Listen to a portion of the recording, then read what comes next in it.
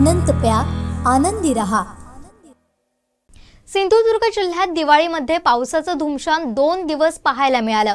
लक्ष्मीपूजनाच्या मुहूर्तावर जिल्ह्यात गडगडाटासह मुसळधार पाऊस सुरू झाल्यानं चिंतेचं वातावरण निर्माण झालंय। दुकानदारांसह नागरिकांमध्ये चिंतेचं वातावरण निर्माण झालंय।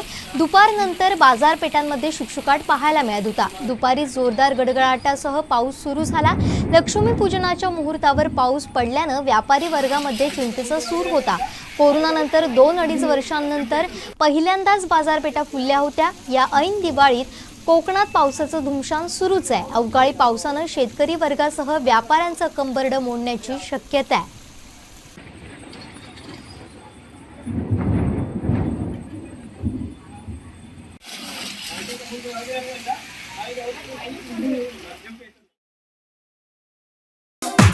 पहिला अपडेट आणि पहिल्या बातमीसाठी सबस्क्राइब करा कोकणचं नंबर 1 महा चॅनल सिंधुदुर्ग लाईव्ह। लाईक करा, शेअर करा आणि हो, बेल आयकॉनला क्लिक करायला विसरू नका।